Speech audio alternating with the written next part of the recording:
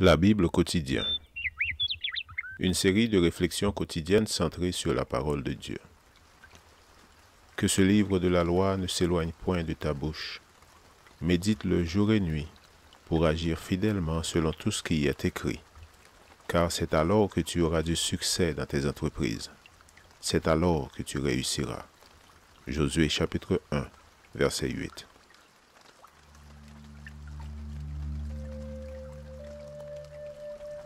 Aujourd'hui, le 8 octobre, le Seigneur est de notre côté.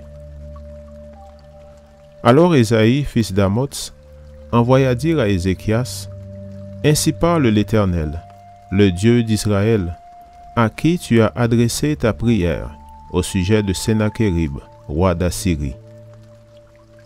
C'est ici la parole que l'Éternel a prononcée contre lui. Elle te méprise, elle se moque de toi, la Vierge, fille de Sion. Elle hoche la tête après toi, la fille de Jérusalem. » Ésaïe chapitre 37, versets 21 et 22. Le message d'intimidation de Sennachérib avait été transmis sous forme de lettres par ses ambassadeurs à Ézéchias, lettres que celui-ci avait présentées à l'Éternel. Comme ces paroles étaient arrogantes, elles affirmaient même que le Dieu du ciel ne faisait pas poids à la puissante armée assyrienne.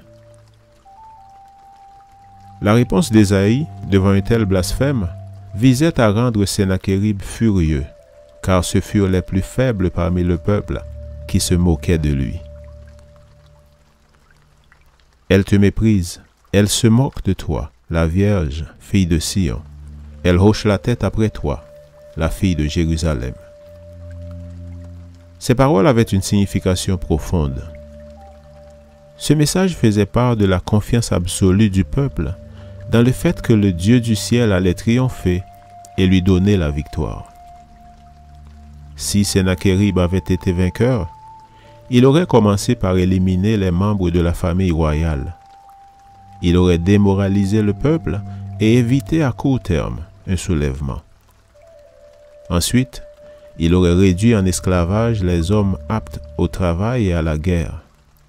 Enfin, les jeunes filles auraient été la proie de l'armée des envahisseurs. Elles étaient le chaînon le plus faible parmi le peuple.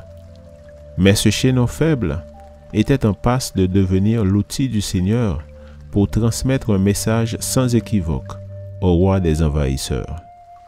Quelle humiliation pour lui, à travers son vaste empire, quand tous les peuples sauraient qu'il avait été la risée des jeunes filles. Dieu n'a pas besoin de recourir à la force pour montrer sa puissance. Le Seigneur donne cette consigne. Ce n'est ni par la puissance, ni par la force, mais c'est par mon esprit. Zacharie 4, verset 6. C'est ainsi que ses fidèles doivent dépendre de lui. Savoir que le Très-Haut est de notre côté nous anime d'un courage qui nous permet d'affronter avec confiance n'importe quelle menace.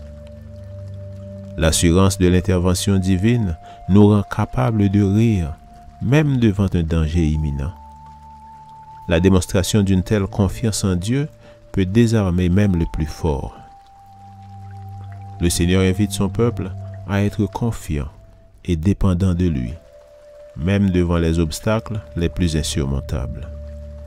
Il est possible de redresser la tête avec confiance, car l'Éternel est de notre côté. Amen.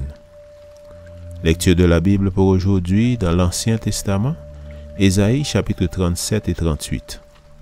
Et dans le Nouveau Testament, Actes chapitre 22. Merci d'avoir écouté.